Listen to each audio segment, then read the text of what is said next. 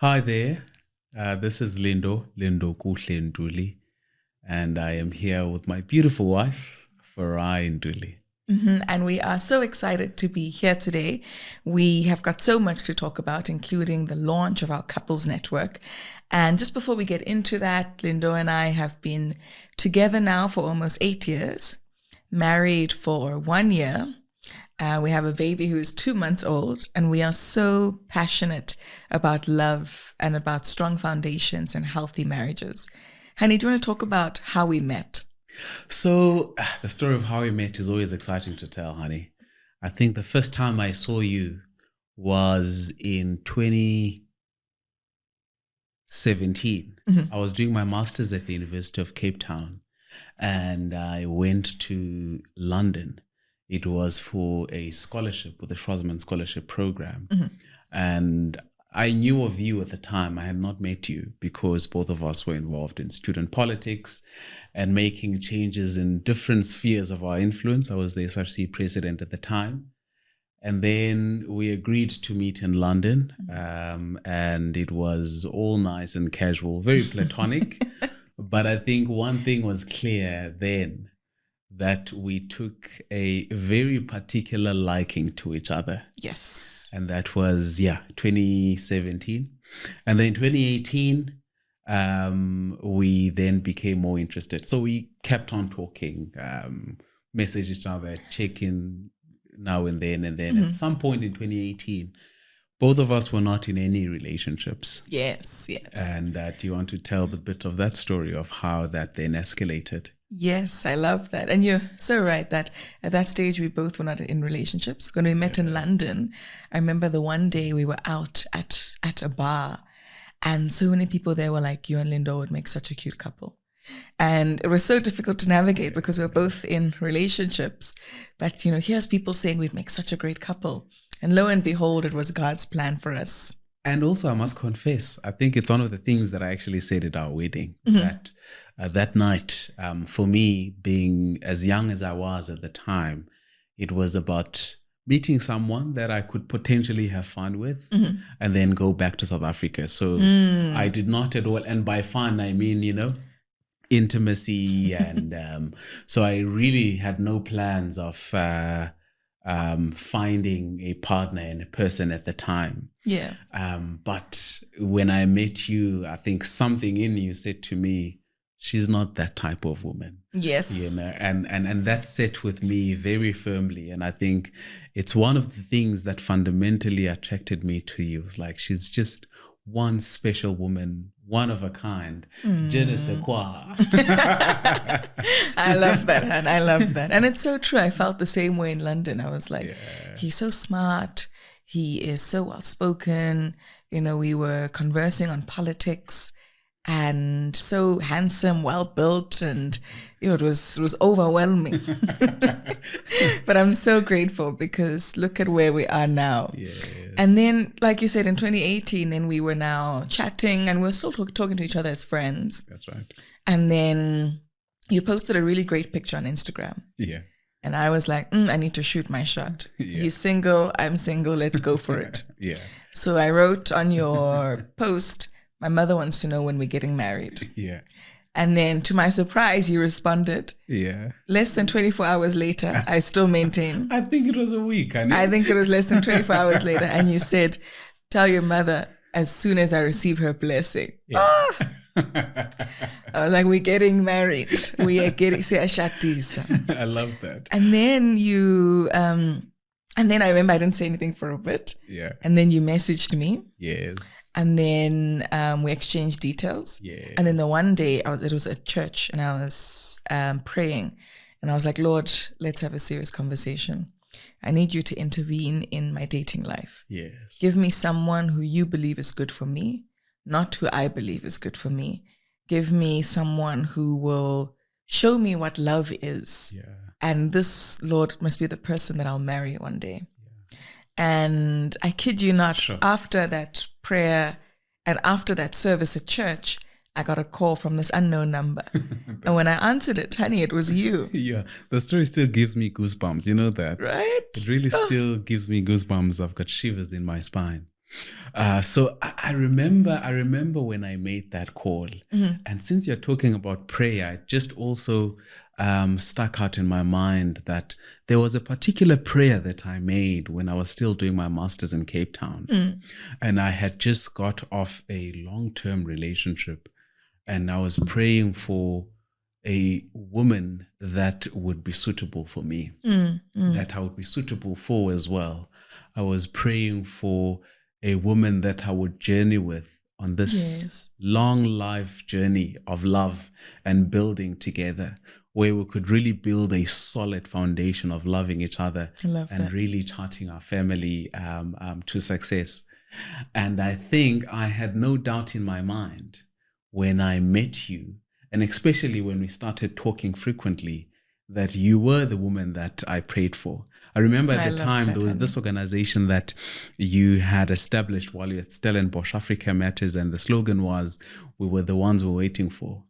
And I jokingly said to you, "You were the one I've been waiting for." I love that. And that still holds true today. That's so true. You know? And then after the comments, and we then started talking frequently, one of the things that really stood out to me was the commitment that we made. Was we know for a fact that we like each other. Yes. You know, that cannot be disputed.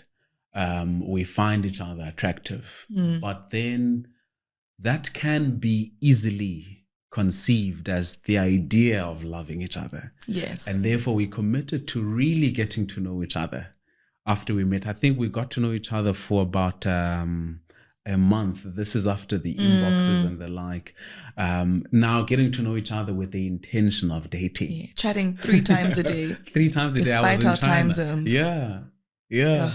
I think it was a 6-hour difference, right? Yes. 3 times a day. In the morning, which would be, my morning would be your evening. My evening, yes. Yeah, and then your evening would be my mornings, and then during the day we'd also chat. And that was so consistent. Sure. And one thing that stuck to me was how consistent you were in communicating with me. But to me, you also showed the consistency of wanting to build a very solid foundation. Yes. You know, I want to know this person beyond just liking them. I want to know them beyond them studying for second masters. I want them to know me beyond studying for my masters at one of the most prestigious universities in the world, you know. And I think for me that was really what centered my heart on you.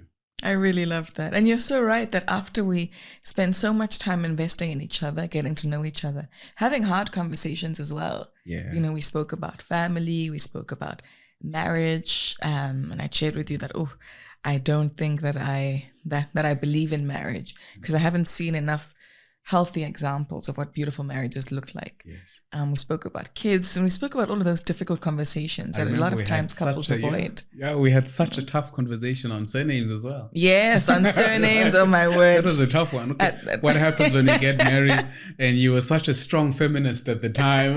Still am. Still are. But the family unit, you know, that. it was so important. Yeah. And then after we got to know each other, we then were like, let's start dating. And we then had our first date in Thailand. Yes. And imagine we'd never spent time with each other as lovers. Yeah. We'd met each other once or twice as friends. Yeah. And now we had our first date in Thailand. That was so special. Oh, it was incredible. That was so special. We need to go back. We need to bring Omkulu with. Right. We need to bring our son with. And now, I mean, we are married. Yes. Have a beautiful baby boy who is just about 2.5 months. A very special boy. And do you want to just chat about our marriage journey and our engagement and how that was? Yes. Or maybe I can talk about the engagement part. Yes, then I'll speak about the marriage and the baby. Yes. So having explored and experienced life with you, and having had our first date in Thailand on an island called Krabi, and then moving back to South Africa, where we started then being together in the same space. Yes. You started seeing more of each other, sharing space together. We moved together in September 2020. 2019, yes. Yes, we started living together in 2019. And that journey was incredible because in 2020, we then had COVID lockdown. Yes. And I always say it would have been so difficult to navigate our dating life, having been abroad for quite some time and us dating virtually, coming back to doing the same thing again. Oh my word. Would have been such a hard knock on our relationship. And our careers as well. Exactly. Sure. And thankfully, we had been centered ahead of that. I think sometimes the decisions that we make, we might sometimes think it's because of our own intelligence and wisdom. But I always say the universe conspires in a certain way. Yes. To align what it wants to see come to bear. Yes. And I think that was our relationship, because it's through living together that I really fell so hard for you on a daily basis. And I think in today's context, when you hear about people living together, there's always this experience of, I did not think he was what I thought he is. Yes. Yes. Or he's not what I thought he is. She's not what I thought she was. And people start drifting apart. Yes. But I think because of how intentional we got raw in the very beginning of our relationship and got exposed to all the ugly and the beautiful. Yes, that's so true. And started really building on that. So true. And just to quickly add while you're telling the story, that I think a lot of couples don't want to live together before marriage. Yeah. And we get that from a religious perspective or a cultural perspective. But what we found worked for us was living together before marriage. Yes. Because that really helped us to understand, like you said, to just learn the ins and outs about each other, the good, the bad, how we are, how we can add to each other, how we add wood to our fire, how we deal with complex situations. Because I found that, if it's done after the marriage, you then feel trapped and you're in the space with this person that you don't know. Exactly. And then conflict arises. But because we did it before we got married, since we've been married, we haven't had much conflict, if any, which is so profound, and it speaks about that living journey. That's so true. But I just wanted to interrupt you just to highlight that. You just touched on something that is so profound and exciting at the same time, that as a result of having been exposed to the rawness of each other, I remember there were nights where, because sometimes people will look at us and say, these guys just have always had it together. These guys don't disagree, and we disagreed a lot. Yes, especially when we started building our foundation. That's true. I remember there would be times where we would sit at night, would not go to bed, because we wanted to come up with a resolution to an issue that we did not see eye to eye on. Yes. And we even came up with the relationship commitments. Yes. Yes. Because it was out of that constant need of really molding our relationship, of really shaping our relationship. And that made us fall in love more. Yes. Than before. So having experienced all that in 2022, December, I decided to take my beautiful wife, who was my girlfriend at the time, on a road trip to Mozambique. Yes.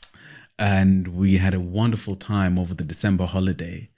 And then on the last few remaining days, I then planned to take her to an island.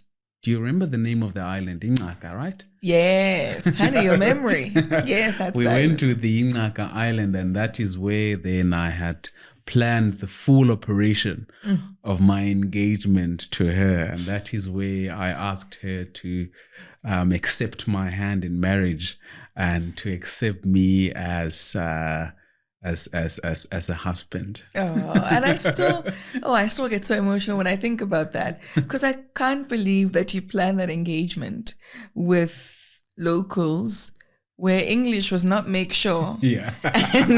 And some of them spoke isiZulu as well, which was helpful. Yes. But it was just, the fact that you planned all of that, it was so beautifully planned. The people who were on the boat with us was so excited, taking pictures. I was walking on the beach. My eyes were closed, and I opened my eyes, and you are down on your knee. There's rose petals surrounding us. Right? There's champagne. It was beautiful. You know the funniest thing on a lighter note on the issue of communication, how we're able to get each other on what needed to happen. I just had to show them a photo of you. And they're like, my brother, it's going to happen. It's like, hey, I want to marry this woman. That is so sweet. Oh, and then I remember after the engagement, when we told our family and friends, there was so much excitement. And now it's okay, let's plan the wedding. And I think the beauty of that process was that we stood by each other to say, what type of wedding do we want? This is what we want. These are the non-negotiables. Yes. And then went to our respective families to go and relay that message. Yes. And I think that planning and being solidified together helped us navigate difficult times with family. Yeah. Just for the people engaging us, the wedding encompassed Lobola, of course. Yes, yes. So we always speak about the wedding in one part as planning our wedding, but that included the Lobola ceremony and Umembeso ceremony, and then the traditional white aspect type of wedding. Yes, that's so true. So it was basically planning 3 weddings over one weekend. Yeah. And naturally families want to add their perspectives because, you know, they're like, culturally we should do X, Y, and Z, or, you know, back in our day we did X, Y, and Z. And we've seen from many of our friends as well, that can get couples to fight because it's like, no, but my uncle says we must do this. No, but my dad says we must do that. But what helped us was just being so united. Yes. Say, this is what we want. And then planning it according to that, hearing the family, and then coming back to say, okay, this is what they're saying. Maybe we should allow for this. Yeah. They wanted to do everything on the one day. They were like, no, let's do it Friday for Lobola and Umembeso, and then Saturday for the traditional ceremony. And it was just so good, and I think such a good lesson to us about already what does it mean to establish boundaries. Absolutely. And you want to share the story about the elder and what some of the comments were at the wedding. Yeah. I think the funniest thing to me, and of course, this happens in the midst of the seriousness of the planning. You know, when the elder of the family really does not agree with a particular proposed approach for the wedding. And so they want to try and, I think, gather much support as possible. Yes. Or say, so they want you to be convinced that is the case. Yes. And then they come to you and say, no, the elders are not happy. And then you think to yourself, but you are the elder in the family. What do you mean? Speaking on behalf of many. You're right. As one. Exactly. And then the funny thing is, after the wedding ceremony happens, the same person then comes to you and say, Vanwam, that was a beautiful, beautiful wedding. Top class. Right? It will be in the papers. But those were the beautiful trade-offs, I think, of the of the wedding and the marriage ceremony that we had with the family. Because I think at the same time, whilst we learned about the certain important aspects of culture, they also quite learned about what modernity looks like. Yes, you know, because in their world, marriage looks a certain way and it's very traditional. You know, and in our world, we've been exposed to a different world of weddings and marriage. Yes. And we brought that component. So it was really beautiful to see those two historical and modern aspects really coming together to form something that is just magical. And I think that speaks to the core of who we are. You know, we come from certain backgrounds, certain cultures, and we live in a world that is evolving and that has become so modernized. And we've got to embrace the modernity. Yes. And to a very fundamental aspect as well, the aspect of where we come from and always knowing, you know, the roots that we're connected to. I love that. I really love that. And it was just so beautiful to see, you know, our wedding and how much excitement there was and how we enjoyed it. And then afterwards, we were like, okay, we're trying for kids. Yeah. And for any of the viewers, if you want to learn more about our pregnancy journey, please do read an article where we shared our journey with Batswadi magazine. Beautiful story, yeah. And ultimately, where we are now is, together for almost 8 years, married for over a year. We've got a 2.5-month-old, and we're so grateful for life. We're so grateful for each other's presence. Just yesterday, it was a Sunday. We had such a lazy Sunday. Yeah. All three of us were just waking up, napping, eating, waking up, napping, eating. And it was just so beautiful. Yeah. There's such beauty in those moments. It's simple moments that are irreplaceable and that mean so much. And so what we find is that we love each other loudly. We love each other out loud. It doesn't matter what people think. If they think, oh no, these ones are too much, we just love each other. Yes. And it's so important in this world that we love each other the way we do, because we don't see enough examples of healthy young marriages. Exactly. If anything, we are seen as the microwave generation. That's true. We're in 2-minute relationships here and there. Yes. But that commitment, that love, that sacrifice, we don't see enough of. Right. And as a result, a lot of people, when we do post, would reach out to say, oh, you guys are such a great couple. Oh, you guys, how do you keep the fire burning? Yes. Oh, you guys are such a great example to us. Yes. Another post we got on Saturday was to say, please don't stop this content. We absolutely love it. Yeah, that's true. And sometimes even my partner and I would like to come and see you. There's an aspect that we are not finding each other on. Yes, that's so true. We are new to this thing called marriage, but we've got some idea on what love is. Yes. And how to really solidify that love. Yes. And perhaps marriage then is just a formality. You continue to just love each other so much. But like you're saying, it's just so beautiful to see the level of expression that people express themselves towards us. Yes. Yeah. That's so true. And hence it's been a long time in the making. Yeah. And it's been on our hearts for a long time to say, how do we create a network that can build strong couples the same way we've been built? Yes. What are different avenues that we've turned to that have worked for us, that we can create a space that works for others? Yes. And so we're very excited to launch our couples network. Hubby is going to tell you more about it. We are very, very excited. As my wife said, this has been in the making, I think, since the second year of us being together. And of course, it has been in such a making because we wanted to achieve a number of things. And I think first is being able to solidly build our own foundation. Yeah. Secondly, it's being married. And thirdly is with the love that we have and the solid foundations that we've built, being able then to build our own family. Yes. And I think we are now at that sweet spot. Yes. Where we can then introduce the concept and the idea of our couples network. So the name of the network is Msingi Imara. Msingi Imara is taken from Swahili. What it essentially means is strong foundations. Love. Solid foundations. Love that. And it comes from how we thought it was so important for us to have that very strong foundation, to build very strong foundations. We're in a society where, correctly, my wife said, it's a microwave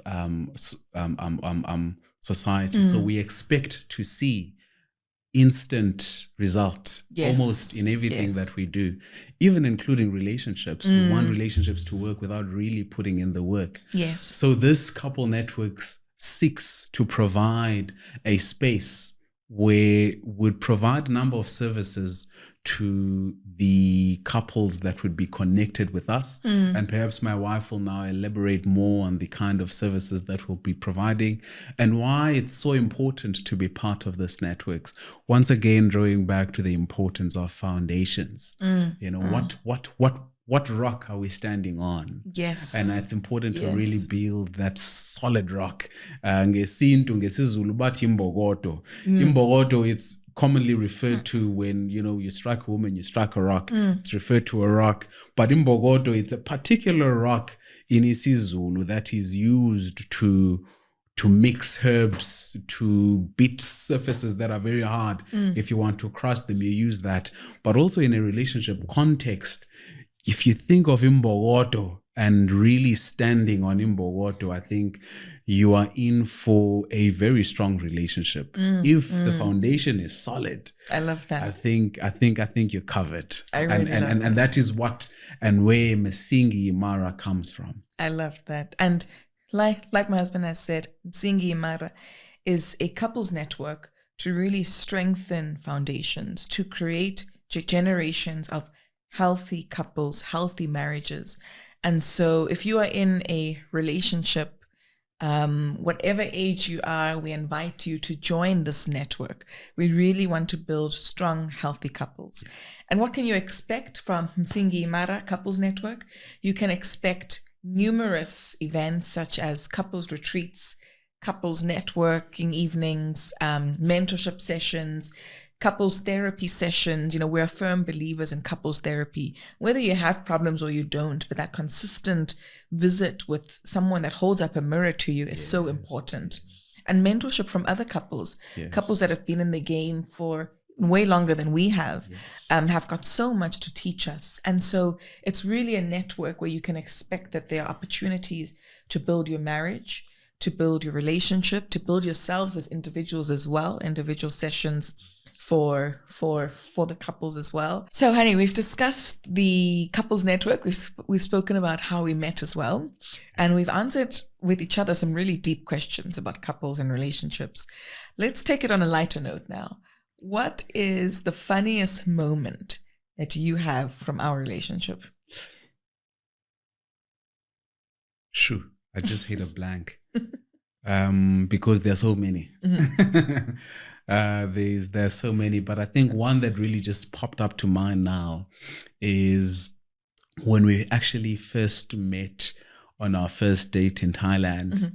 I remember we went to a street food market and we were literally trying every bit of food that was there with people that we did not speak the common language with. Yes. You know, and we were just laughing out loud about how we were the cutest and most handsome and sexy people in that space, and really just enjoying each other's company. Yes. That was such a light note because one, we were experiencing food, and I remember referring to pork balls. I remember. And I was like, is he being flirtatious? You kept emphasizing the balls.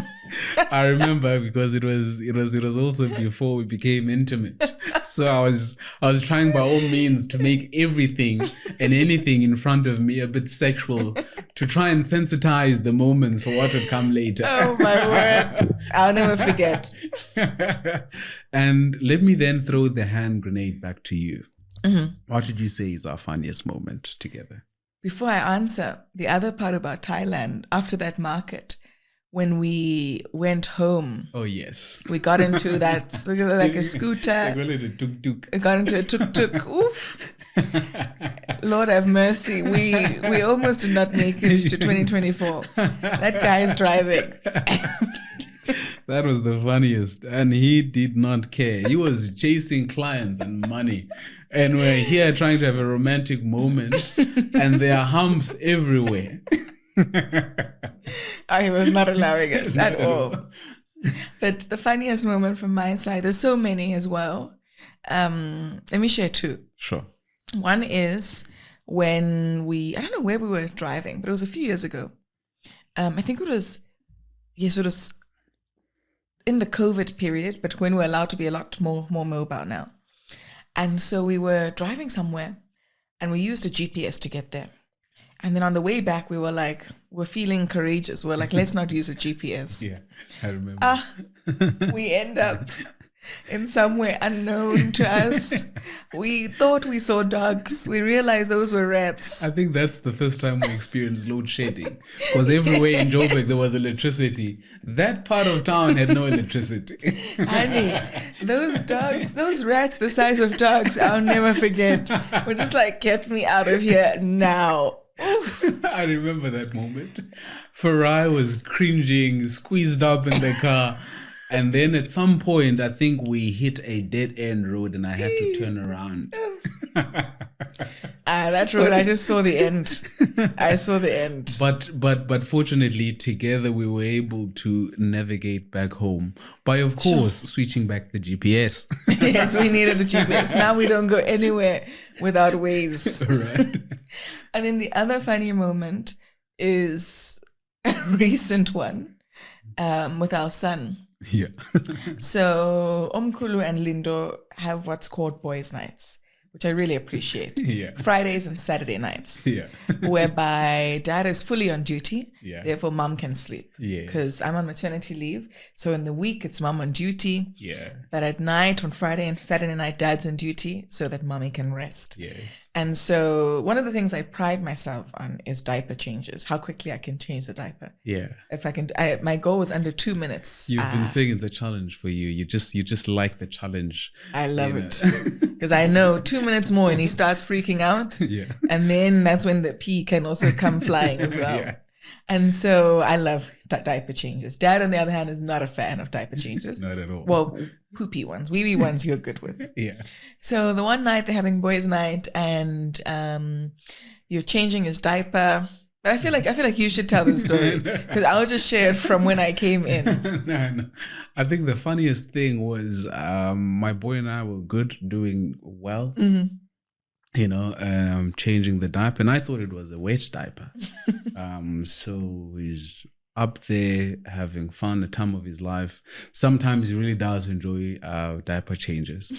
And as I take the wet wipe, thinking that I'm done doing the most tough part of diaper changing, which is removing the wet diaper. Hey, did the boy not just release a storm and a half on me, on my hand? And as I'm trying to attend to that, I see poop flying on the air all the way down to the floor. It's so overwhelmed. I'm like, my boy, please, not to me. Leave these things for your mother. And then I think that was the point you came in. Oh my word. I just heard you being like, what? And then I saw the poop in the air, projectile motion. And then I quickly ran to the bathroom, grabbed tissue, rolled it up, brought it. It was not enough. Grabbed more. Eventually we're like, let's just switch. Let's switch places. And we couldn't stop laughing. And I think with him is once he releases in one area, it's coming on the other area. So if he's pooping, pee is definitely following. As you are trying to attend to the bum, there is something coming on your face. Oh my word, that was so funny. And we laughed so much. And he just looked at us like, what are you guys doing? What's so funny? You're right. That was so funny. And it's absolutely priceless moments. Absolutely. The one yesterday, quick one yesterday, sitting on the couch, he farted. We thought it was a fart.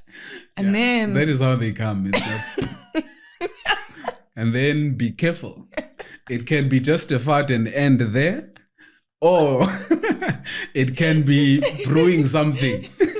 And then I say to him, these days, Umkulu's farts really smell like hectic.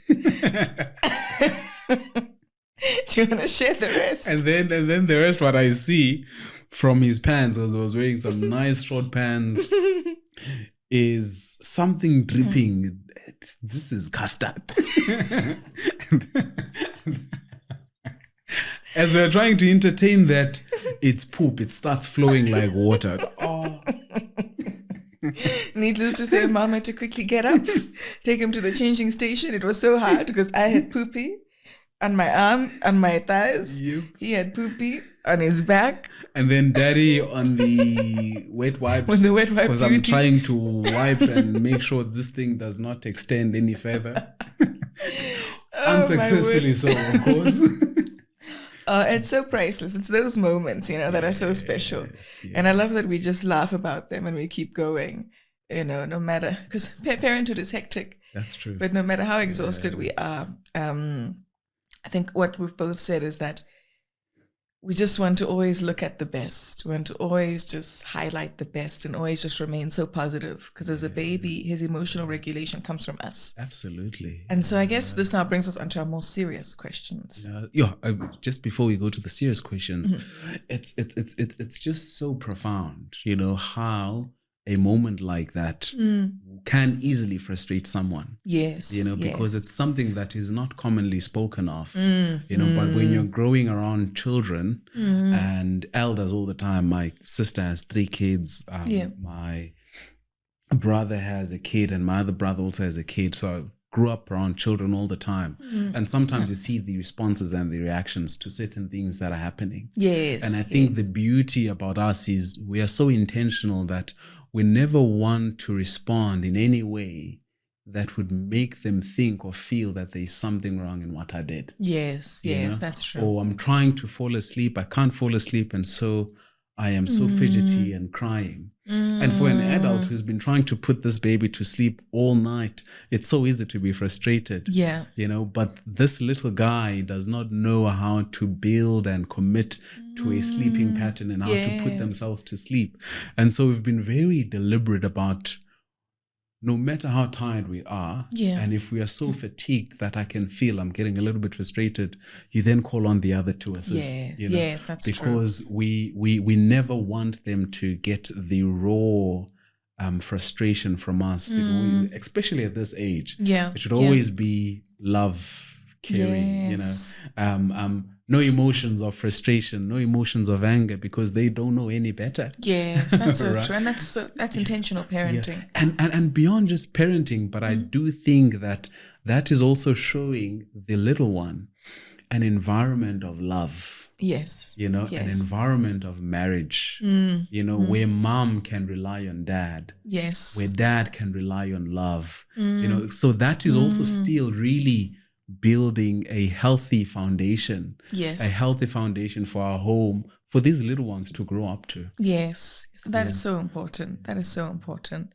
And as we speak about healthy foundations, honey, why do you think we work?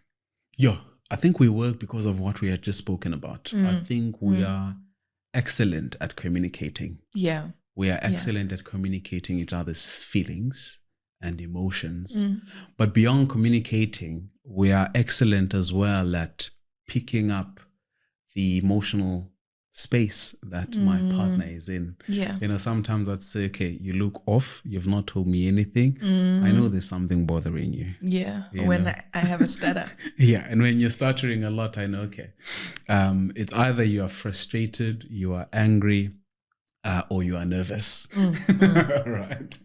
And I think we work because of those. And I think it's really one of the most components of having a healthy relationship with any person, being able to communicate. And communicating goes both ways. It's being able to articulate yourself, but at the same time, being able to hear what is articulated by your partner. Yes. So understanding, okay, so this is what she's saying. This is what she needs at this time. That's the important aspect of communication. And I think we work because we have mastered that part of communication. And sometimes we can communicate something very sensitive with kindness and love. And I think that's maturity, exceptional maturity. When you can communicate a fundamental thing that would make you fight in the past, communicated in today's time with love and care. That's just growth in communication. That's exceptional maturity. And I think that is what continues to make us work. And we have a lot of fun together. We are laughing literally all the time. I think we also have this title that goes by around the household, who's the funniest. You think you are the funniest. It's definitely me. I really think that Uncle laughs with me. As if he doesn't laugh with me. He's laughing all the time with boys' night. So we have that. We enjoy each other's company. And I think it's really never I don't want to call it a safe space, but a peaceful place when you cannot wait for your partner to go be with his friends. Yes. When you cannot wait for your wife to go have to do some errands, for you to have peace and love at home. I love it more when you are home. I love it more when I'm with you because of the space that we created. We are laughing. Yes. We are in such great company. If we're not watching something, we are playing Monopoly. It's literally can be just the two of us playing an entire board of Monopoly. Yes, that's true. And dominating each other one game after another. Well, when I'm saying dominating, one dominates the other. When I'm saying dominating, it's me dominating you because you've never really won Monopoly against proof. There's no proof. Well, the conscious is the proof. How about that? But I really, really love what you've said. Yeah. And I think just to build on that, the communication aspect is so important. And it's something that we've had to work at to get right. Yes. We've had to really put in the work through sessions with just each other, through couples counseling to say, how do we communicate effectively? How do we feel that we are both heard? Yes. And I think when a lot of people see us, they assume that we're perfect, that we've got it all figured out, not realizing that it took a lot of work. That's and right. It takes consistent work, We have our check-ins twice a week. Yes. I love it when we just sit on a Sunday and you say to me, okay, honey, it's time for a check-in. Yeah. How are you feeling? How are you doing? I noticed this and this, or, how was this week for you? Is there something that you want to share? Are you doing okay? Yeah. And just having that conversation with each other is so important because then we both know where we are. We both know how we're doing emotionally. That's true. If there's something that is stressing you at work, you let me know. I can then know how to support you. Yeah. We just support each other in the best ways possible. That's right. And it's through that intentional communication. Sure. And also learning in communication, what are your previous habits for communication?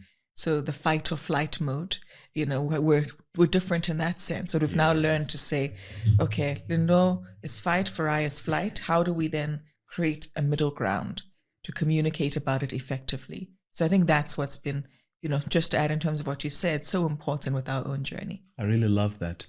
And I think the prime example of that, for instance, when we are going to discuss a very sensitive topic that we know might trigger some emotions, it might trigger some reactions. I like the permission that we give to each other to say, honey, I'd like to discuss this. Yeah. Do you have the emotional capacity for us to have this conversation now? Yes. Alternatively, we can just park it for when we have our check-in. Yes. And that always helps because one is we both come into a space of having an important and sensitive conversation without having the need to have our guards up. Yes. You realize that I'm speaking to my husband here. I'm speaking to my wife here. Yes. And how I communicate really speaks to the kind of marriage that we have. Yes. Whether or not I'm conscious of it, but how I want the emotions to regulate this conversation would be the emotions that would ultimately regulate our marriage. Yes. Because we then get used to communicating with emotions as opposed to love. So it has been so important for us to say, let us take a step back. Yeah. Of course, this is affecting me. But how do I communicate it to my wife so that it does not affect our marriage? Yes. Yes. How do I safely communicate with my wife? So apart from communications, honey, throwing the hand grenade back to you, what would you say are the elements that make us work? Sure. Definitely the communication aspect that you mentioned. I think also being very intentional. We knew when we met each other that we are powerhouses. And I think it's important that we acknowledge that and we celebrate that.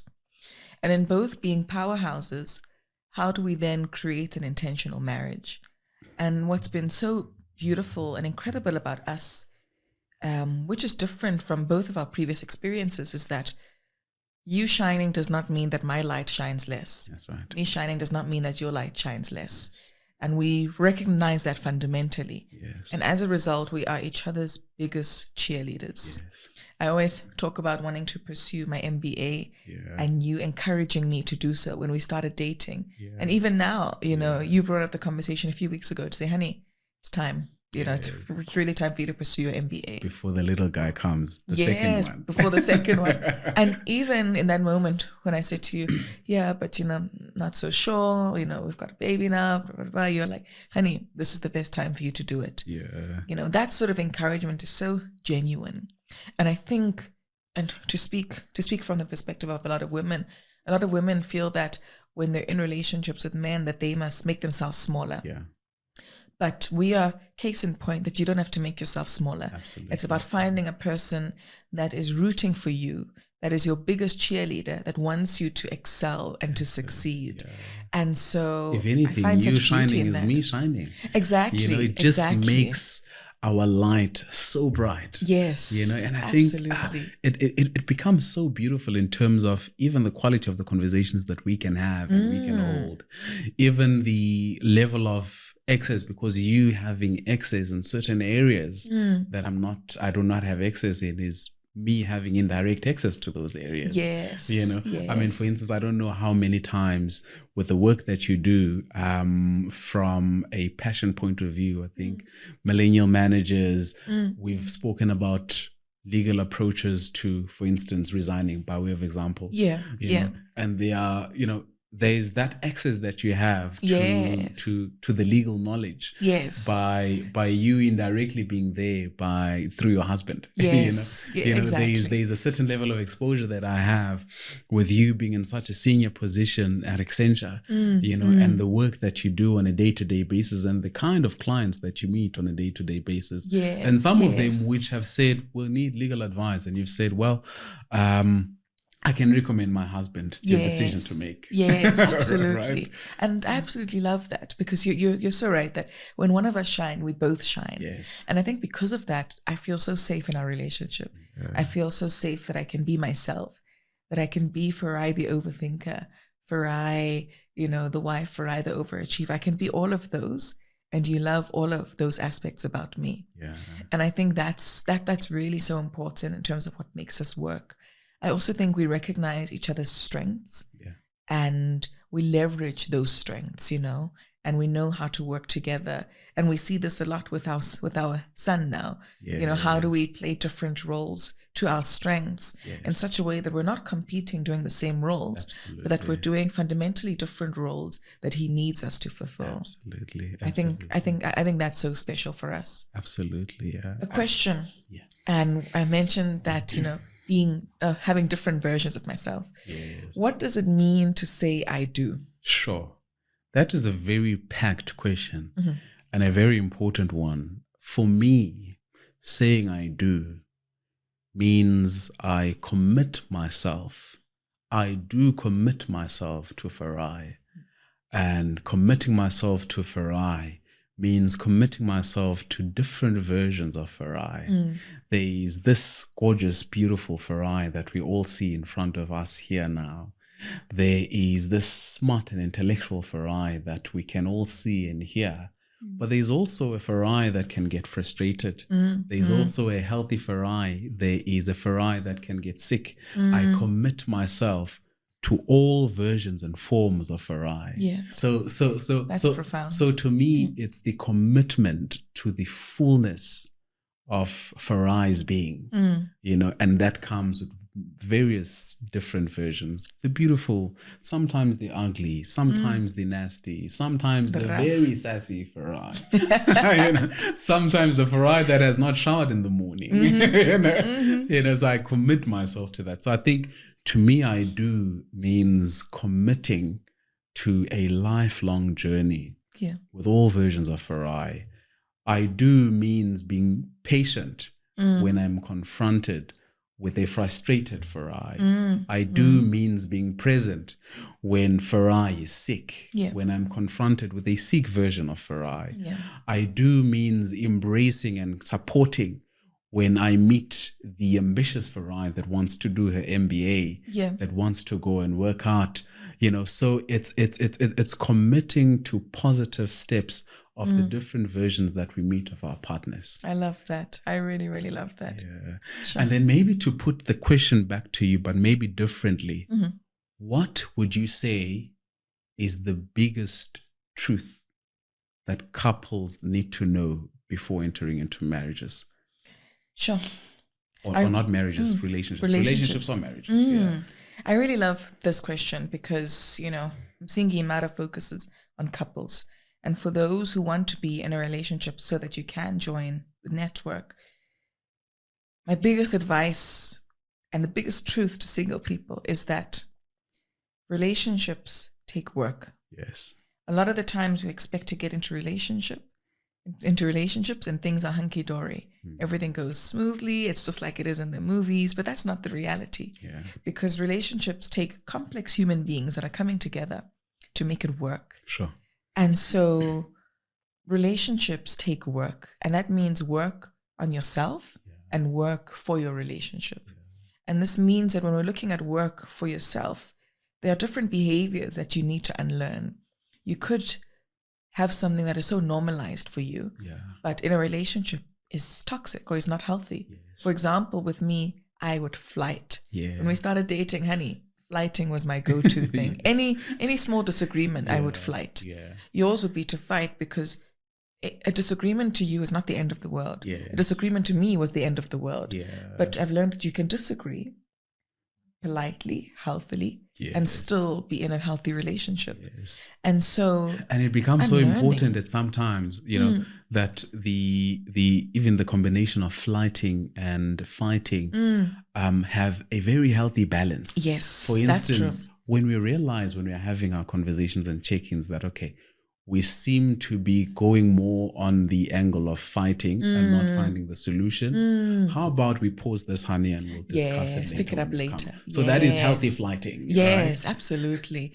And so that's important, to unlearn different behaviors and to recognize within yourself, there's a lot of unresolved trauma that we all have from different parts of our lives, whatever our experiences were. How do we recognize that trauma and seek help to deal with it as well? That's right. So that in our relationships, we are the best versions for each other. Sure.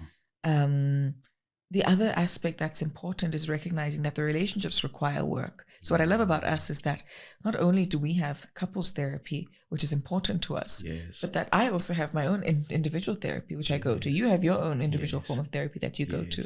So we're working on us as individuals, and we're working on us as a couple. And so that is the biggest thing for anyone that is single right now, that is wishing for a new relationship.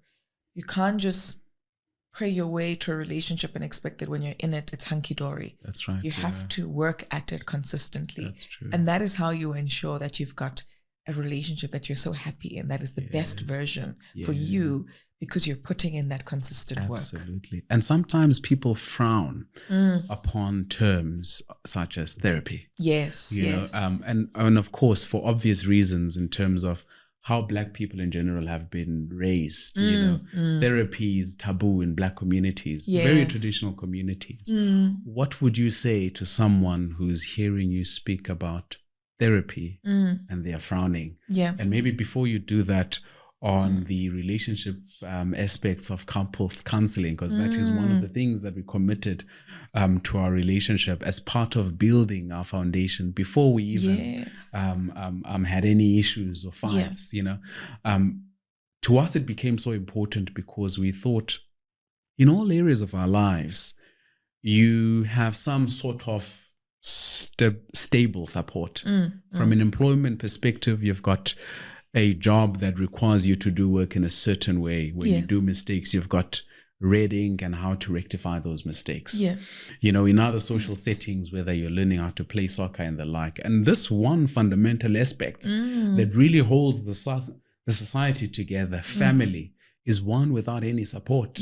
Where you disagree with someone in Bizana Ngamakama, and it's the end of it, because there is no formal support. And the support that we often think is support are friends and family members that would agree with us on one-sided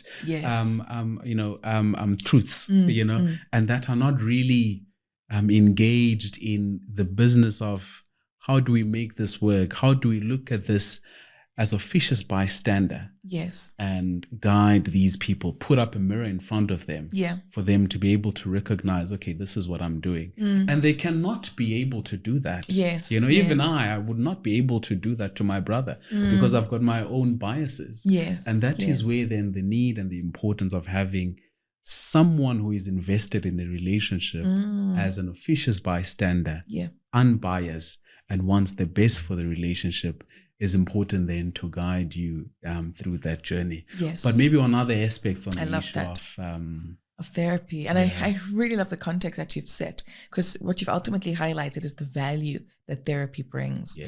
And to speak about the taboo, and you've said it perfectly, that a lot of the times in Black families, therapy is seen as taboo. If you're attending couples counseling, it's seen as, oh, you guys have major issues. Yes. If you're attending individual counseling, she must be crazy. Yeah, she must be going crazy. Mental issues, what, depression, what not. Just avoid her. Right? Yeah. And the reality is that maybe the term therapy is a Western concept. Yeah, but I love that. The behaviors and the need of having an officious bystander hold up a mirror to you is not Western. I love that. Especially when we think of our African communities and our African cultures. Yes. The sense of community, of Ubuntu, is exactly that. Sure. It is seeking counsel for the sake of the relationship, for the sake of the individuals, for self-improvement. And so if the word therapy scares you, look at what it is doing, that it is holding up a mirror to you if you're going for individual therapy or to your relationship if you're going for couples counseling. And that is saying, how do we overcome these hurdles constructively? Yes. Because like you've rightfully said, Han, family and friends will always take the side of whoever's sharing the story. Yes. Because they just can't help it. It's our inherent nature to do that. That's true. Whereas someone that is objective, that is far removed from the situation, can help you objectively know how to navigate it. Yes. And what's great for us is that therapy is there, whether or not we're in a disagreement, it's that constant just to check in. So we've got our own individual check-ins, we've got our check-ins that we do together, but then we've got ones that are done by an outsider to just help us stay on the track so that we are navigating correctly. Yeah, that's true. And so for a lot of couples that are shying away from therapy, I'd say for us, it was one of the greatest investments in our marriage. We've received it from both the church, we've received it from a registered professional, and it's been so helpful in helping us navigate challenges, but also helping us navigate just daily life, preparing for what may come as well. And I think it's that wood to the fire. That's true. Yeah, it's adding wood to the fire. And I think also it provides that aha type of moment, when communicating to your spouse and you don't know how they receive whatever it is that you're communicating. And you find through counseling that, oh, this is how she takes what I'm saying. Or this is how I am saying what I'm saying to her. Yes. Because when you hear it being said by a third person, it almost